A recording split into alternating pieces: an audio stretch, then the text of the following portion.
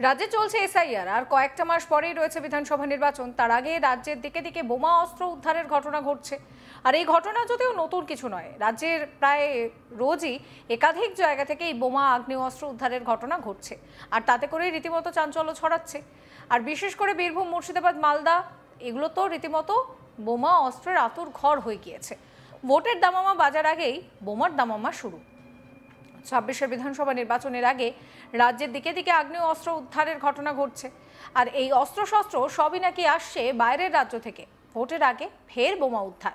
এবার ব্যাগ ভর্তি বোমা উদ্ধারকে কেন্দ্র করে রীতিমতো এলাকায় চাঞ্চল্য ছড়িয়েছে। তবে কে বা কারা এই তাজা বোমাগুলো ওখানে রেখেছে আর কেনই বা রেখেছে তা নিয়ে প্রশ্ন উঠতে শুরু করেছে।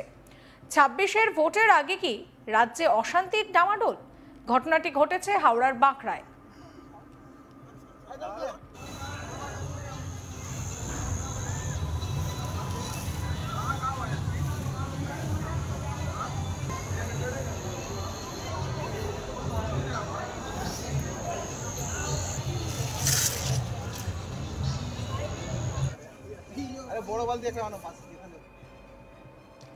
রাজ্য জুড়ে এসআইআর চলছে, আর সেই আবহে হাওড়ার বাঁকড়ার পশ্চিমপাড়া এলাকার পাঁচিল ঘেরা জঙ্গল থেকে ব্যাগ ভর্তি বোমা উদ্ধারকে কেন্দ্র করে আতঙ্ক ছড়ায়।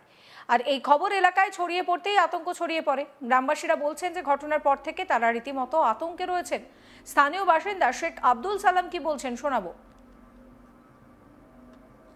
বলতে গেলে যখন আপনাদের আশা দেখে বা আপনাদের গতি দেখে আমরা বুঝতে পারলাম যে কিছু তো একটা হয়েছে, যখন হাওড়া ডিডি টিম যখন ঢুকছে আমরা বুঝতে পেরেছি যে কিছু একটা হয়েছে। দেখুন, আমাদের এখানে খুব বেশি হয়তো বাঁকড়া ফাঁড়ি বা ডোমজুর থানা আছে, কিন্তু এই যে ডিডি টিম যে হাওড়া থেকে যখন এসে তখন আমরা বুঝতে পেরে গেছি যে কিছু তো একটা ঘটনা ঘটেছে। দেখুন, আতঙ্কিত বলতে গেলে আমাদের এখানে জনবহুল এলাকা, আর এই দেখুন সামনে আর আমাদের মাসখানেক বাকি আছে, শবে বারাত আছে, তারপরে আমাদের রমজান মাস পড়বে। আতঙ্কিত বলতে গেলে খুব আতঙ্কিত আমরা। আবার কালকে একটা ঘটনা দেখলাম যে আমাদের হাওড়া আমদা রোডের ওপর একটা এটিএম রাত্রিবেলা ডাকাতি করে মানে ভেঙে দুষ্কৃতীরা পুড়িয়ে দিয়ে গেছে। কিন্তু এই যে ঘটনাগুলো ঘটছে আমাদের বাঁকড়াতে, এইগুলোই প্রথমবার এরকম হচ্ছে, এর আগে কিছু হয়নি। হ্যাঁ, ঝগড়া হয়, মারপিট হয়, বাঁকড়া ফাঁড়ির পুলিশ আলো, ডোমজুর থানার পুলিশ আলো, মিটে গেল। এই যে হাওড়া টিম যে আস্তে আস্তে ঢুকছে, এটা কিন্তু আমরা আস্তে বুঝতে পারছি না যে যত ইলেকশন সামনে আসছে এরকম যদি মানুষ আতঙ্কিত, তো মানুষ তো এমনি এসআইআর নিয়ে সারাদিন ব্যস্ত।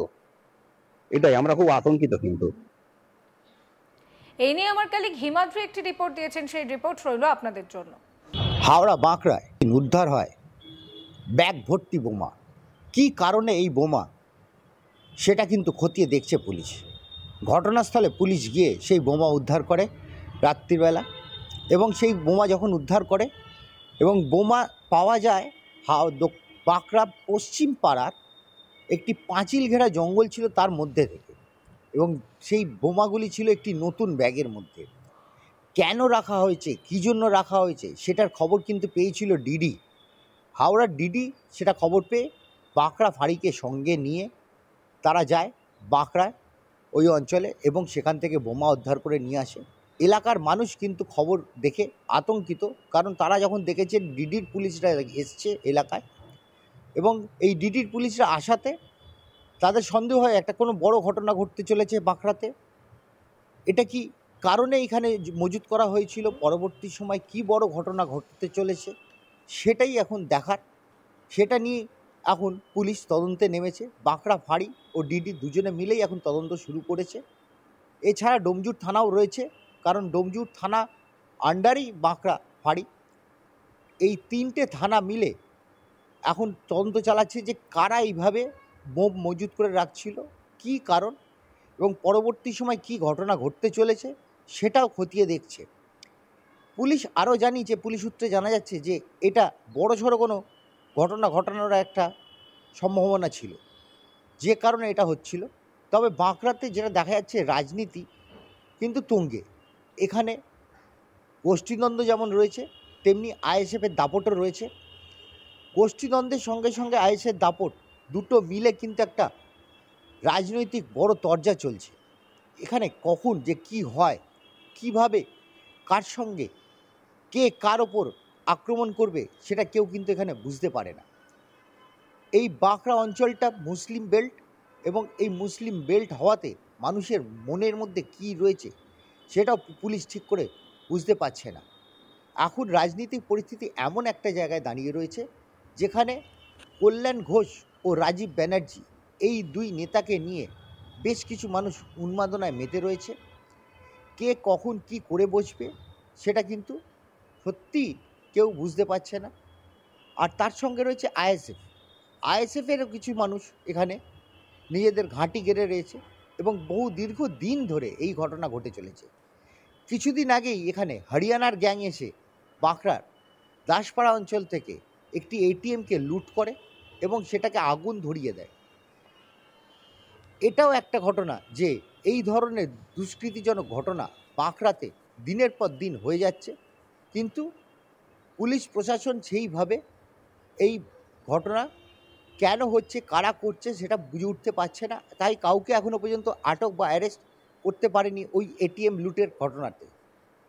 তবে তারা যে চিন্তাভাবনা করেছে, যা তাদের তদন্তে বেরিয়ে এসছে, পুলিশ সূত্রে জানা যাচ্ছে যে এটা একটা হরিয়ানা গ্যাং নামে এক গ্যাং, যে দীর্ঘদিন ধরে এইভাবে লুট করে। গ্যাস কাটার নিয়ে আসে এবং গ্যাস কাটার নিয়ে এসে এটিএম মেশিনকে কেটে তার ভেতর থেকে টাকা বার করে লুট করে এবং তার সিসিটিভি ক্যামেরা এবং অন্যান্য যেসব রয়েছে সেসবগুলো আগুন ধরিয়ে বা পুড়িয়ে বা নষ্ট করে দিয়ে চলে যায়। আর ঠিক সেই ঘটনাই ঘটেছিল এই বাঁকড়ার দাসপাড়াতে। তারপরে 2-4 দিনের মধ্যেই দেখা গেল একটা পাঁচিল ঘেরা জঙ্গল পড়েছিল এবং সেই জঙ্গলের মধ্যে থেকে উদ্ধার হলো বেশ কিছু বোম একটি নতুন ব্যাগের মধ্যে থেকে। এবং এই বোমগুলো কেন রাখা হয়েছিল, কে রেখেছিল, সেটাই এখন তদন্ত করে দেখছে। এই তদন্তের পেছনে রয়েছে ডিডি, বাঁকড়া ফাঁড়ি এবং ডোমজুর থানার পুলিশ। তবে এখনও পর্যন্ত কাউকে আটক বা অ্যারেস্ট করতে পারেনি, তবে তল্লাশি চালাচ্ছে।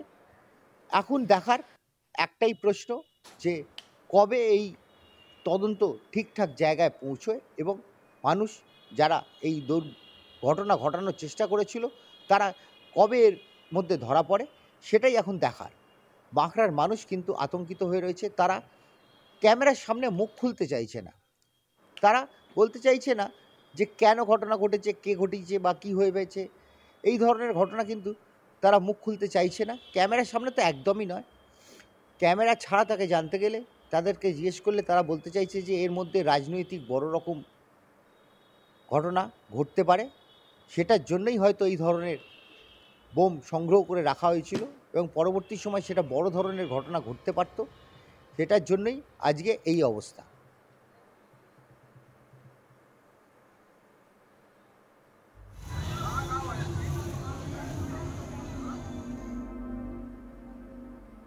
সমস্ত খবরের আপডেটের জন্য আপনাদের নজর থাকুক আজ তাক বাংলায়। চ্যানেলটিকে সাবস্ক্রাইব করতে ভুলবেন না।